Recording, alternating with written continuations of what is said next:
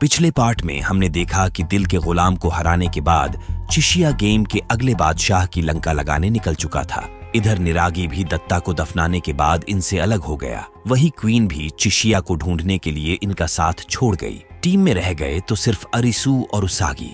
भटकते भटकते एक जगह इन्हें बहुत सारी लाशें मिली। वही कुछ दूरी पर एक वैन के पास एक आदमी दिखा जो अपनी आखिरी सांसें गिन रहा था।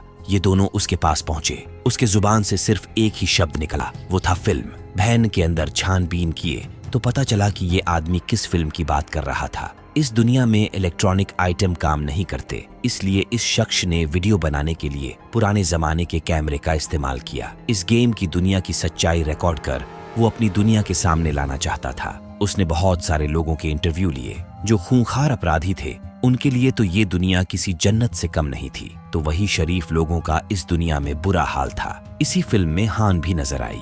असल में वो टोक्यो से बाहर निकलकर इस दुनिया के बारे में जानना चाहती थी, लेकिन वो टोक्यो से जितना बाहर जा रही है, जंगल झाड़ उतने ही बढ़ते जा रहे हैं। एक रोज इस शख्स को एक लड़की के बारे में पता चला।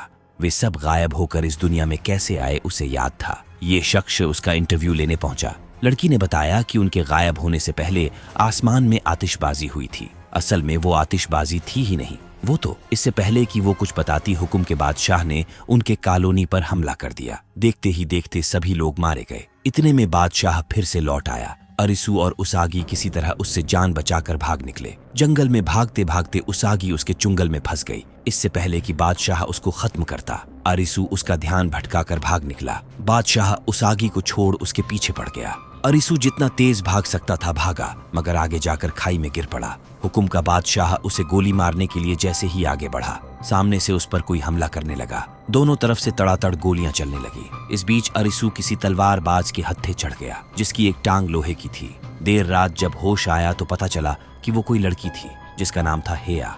वैसे हेया ने तो अरिसू को वही छोड़ दिया था क्योंकि वो उन पर बोझ बन जाता। फिर भी उसके पार्टनर ने उसे बचाकर यहाँ लाया। पता चला कि उस तीरबाज का पार्टनर कोई और नहीं बल्कि अगुनी था। बीच पर गोली लगने के बावजूद भी उसने मौत को चकमा दे दिया था। अगुनी और हेया हुकुम के बादशाह को मारने के लिए जाल बिछाए हुए थे, मगर अरिसू ने बीच में टांग अड़ाकर पूरे प्लान की ऐसी तैसी कर दी। कोई ना, इस बार तो वो बादशाह बच गया, लेकिन आगे और भी मौके मिलेंगे। इस मुहिम में अरिसू उनका साथ तो नहीं देना चाहता था, पर वो बादशाह इन्हीं के तलाश में जंगल में भटक रहा है, इसीलिए इनके छत्र छाया में रहने के अलावा अरिसू के पास दूसरा कोई ऑप्शन नहीं था। सोते समय हेया अपने बीते ख्यालों में डूब गई। पता चला कि असल दुनिया में वो हाई स्कूल की स्टूडेंट थी। लड़कों के मामले में उसके चाल चलन ठीक नहीं थे, मतलब बिगड़ी हुई लड़की थी। छुट्टी के बाद जब वो अपनी सहेलियों के साथ स्कूल से बाहर निकली, तभी आसमान में आतिशबाजी हुआ। वहां के सारे लोग एकाएक गायब हो गए।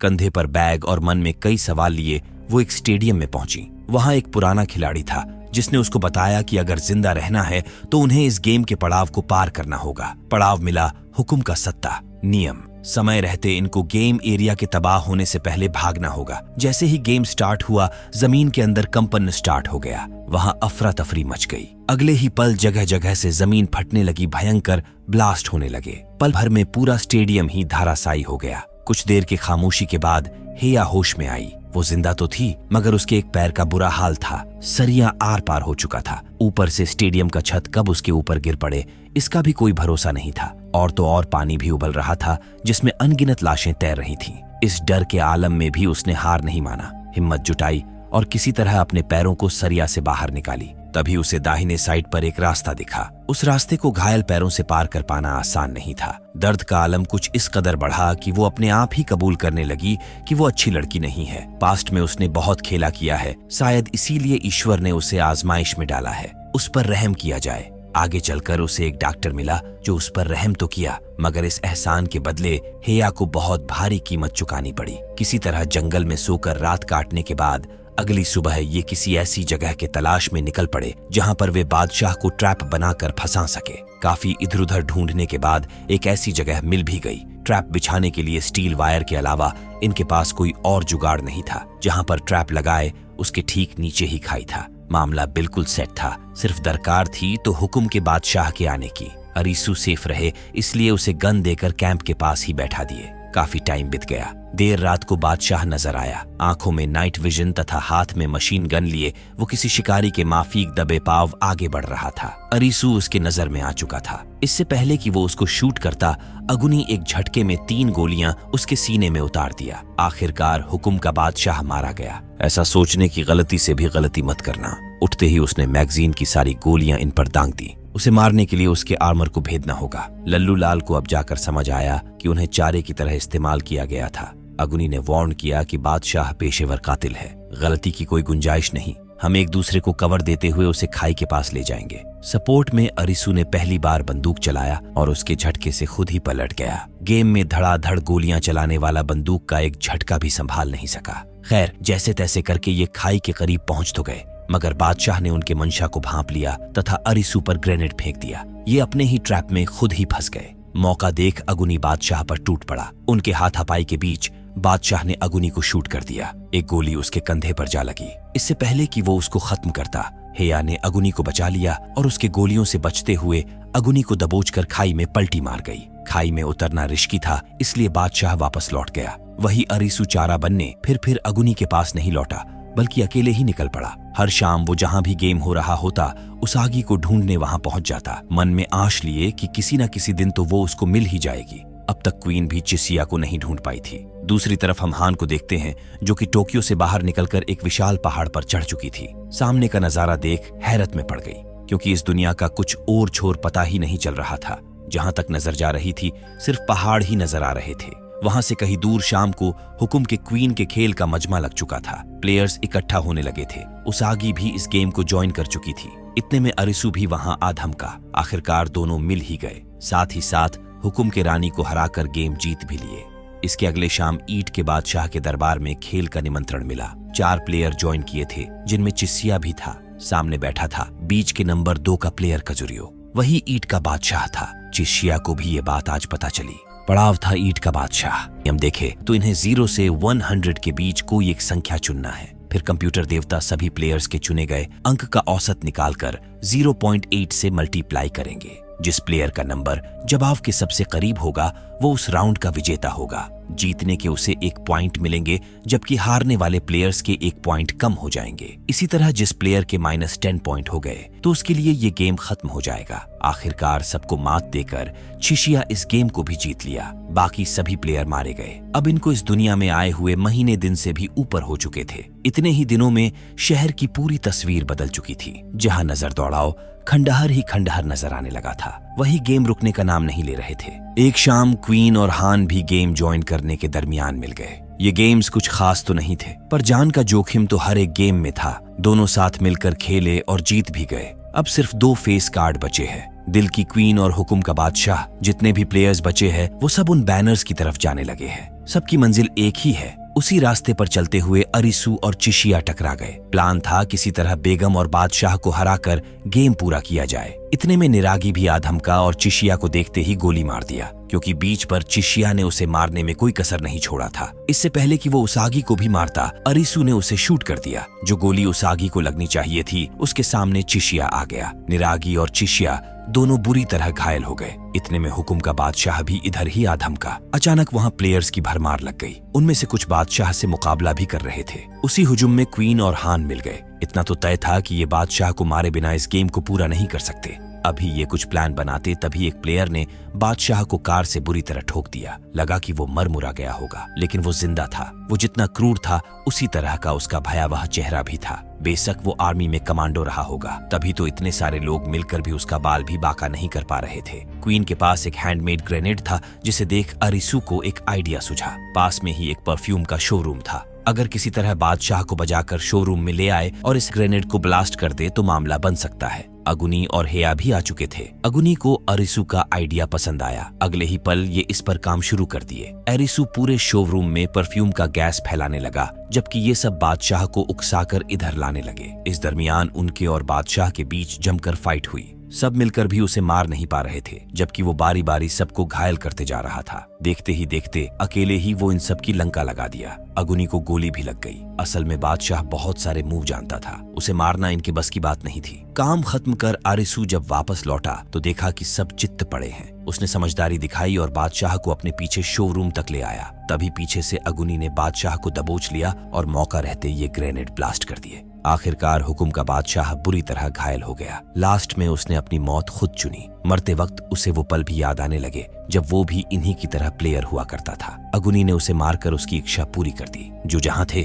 सबको वैसे ही छोड़कर आरिसू और उसागी आखिरी गेम को खेलने निकल पड़े। ये आखिरी गेम था दिल के क्वीन का। पता चला कि दिल की क्वीन कोई और नहीं बल्कि बीच की खास मेंबर मीरा थी। मीरा ने उन्हें इस गेम के नियम बताए, जिसके 3 राउंड होंगे। इसमें हार जीत से कोई मतलब नहीं, बस चुनौती ये है कि उन्हें जीतने के लिए तीनों राउंड पूरे खेलने होंगे। मतलब जो भी गेम को बीच में छोड़ दिया समझो उसकी हार हुई। लगातार 2 राउंड तो यूं चुटकी बजाते निकल गए। तीसरे राउंड की बारी आई तो क्वीन लंच का बहाना कर चाय पीने और पिलाने बैठ गई। उससे बात करने का ये सही मौका था तो अरिसू ने पूछ लिया कि इस गेम के खत्म होने के बाद क्या वो अपनी दुनिया में लौट सकते हैं। इस पर वो फिजूल की बातें समझाने लगी कि अब से 10 साल बाद यानी कि सन 2034 तक इंसान कैंसर का इलाज ढूंढ लेंगे। उसके 50 साल बाद जीन में बदलाव कर हर एक बीमारी का इलाज संभव हो पाएगा। इंसान यही नहीं रुकेंगे, अगले 200 सालों के अंदर इंसान की यादें बनाना और उसे किसी भी डिवाइस में ट्रांसफर करना संभव हो पाएगा। अगले 300 सालों में लोगों की उम्र लगभग 300 साल से भी अधिक हो जाएगी। 500 सालों के अंदर इंसान फिजिक्स को पूरी तरह से समझकर यूनिवर्सल लॉ की खोज करके इस लेवल पर पहुंच जाएंगे जहां पर कुछ भी ऐसा नहीं बचेगा जिसकी जानकारी ना हो। लोग डोपामिन लेकर जब तक चाहे जी सकेंगे और ये हमारी असल दुनिया की सच्चाई है। असल में आरिसू, उसागी और जितने भी इस दुनिया में लोग हैं वे सब वर्चुअल गेम के अंदर है और मीरा इस गेम की एडमिन है। 1000 साल बाद यानी वर्तमान की दुनिया में लोग मरना ही भूल गए। ये गेम उन यादों को फील कराता है कि लोग मरते कैसे हैं, मौत का डर क्या होता है। इसलिए मीरा के द्वारा बनाया गया ये गेम असल दुनिया में काफी चर्चित हुआ। भाई साहब इसे जानकर तो दिमाग के तार हिल गए। तभी मीरा हंस पड़ी कि सब झूठ था। आरिसू तो इस पर विश्वास भी कर लिया था। असल में सच्चाई तो कुछ और ही थी। दरअसल न्यूक्लियर वॉर में दुनिया पूरी तरह से तबाह हो गई। जितने अमीर लोग थे वो तो बंकर में छिप गए और अब वही लोग आरिसू वगैरह के दिमाग के अंदर नकली एंड्रॉइड यादें इम्प्लांट करके जमीन के ऊपर गेम खिला रहे हैं और आखिर तक कौन जिएगा उस पर बोली लगा रहे हैं। आरिसू को लगा कि अब तो सच्चाई पता चल ही गया, जिस पर मीरा फिर से पलट गई कि ये भी मजाक था। असल में गेम का यही तीसरा राउंड है,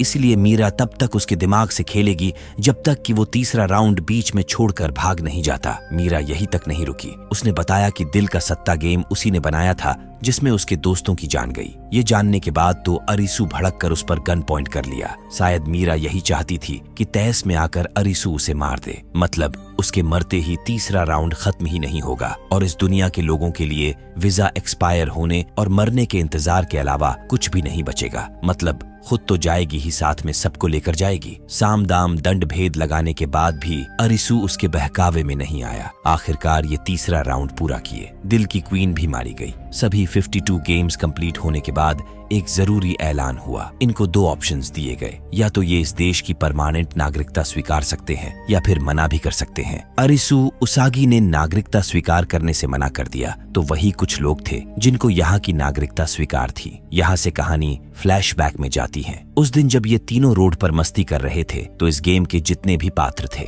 असल में सब वहाँ मौजूद थे। तभी अचानक आसमान में आतिशबाजी होते हुए दिखी, मगर ये कोई आतिशबाजी नहीं थी। उनके शहर पर उल्कापिंड गिरा था। पूरा शहर उसके जद में आ गया था। हजारों लोगों की जान गई और ये सब अरिसू के होश में आने के बाद उससे उसका भाई बता रहा था। चौथा और कारुबेय मर चुके थे। अरिसू का दिल भी 1 मिनट तक धड़कना बंद कर चुका था। उसका बचना किसी चमत्कार से कम नहीं था। अरिसू समझ गया कि हो ना हो वो 1 मिनट ही उस गेम के अंदर था, मगर ऐसा लग रहा कि वो वहां महीनों से था। बाहर निकला तो उसे उसागी दिखी, मगर वो उसे पहचान नहीं रही थी क्योंकि सारा तिकड़म तो अरिसू के दिमाग में चल रहा था। फिर भी एक सवाल तो बनता ही है कि आखिर अरिसू अस्पताल में एडमिट लोगों से कनेक्ट कैसे कर पाया, जबकि वो तो कारुबेय चौथा के अलावा किसी को जानता भी नहीं था। इधर पता चला कि चिशिया का दिल भी 1 मिनट के लिए धड़कना बंद कर चुका था। उसी तरह निरागी हेया अगुनी सबके साथ ऐसा हुआ था। खैर, इतने सारे लोगों के साथ एक ही तरह के इत्तेफाक नहीं हो सकते। कहीं वो उल्का पिंड की जगह कोई एलियन शिप तो नहीं था। उस 1 मिनट के अंदर एलियंस ने इनके दिमाग में कुछ लोचा तो नहीं कर दिया। जो भी हो, अस्पताल के परिसर में ही हम टेबल पर ताश के आखिरी पत्ते जोकर को देखते हैं। तो क्या अगले सीजन में जोकर आने वाला है? सीजन 3 को देखने के लिए एडवांस में सब्सक्राइब कर लीजिए और हो सके तो लाइक भी करते जाइए।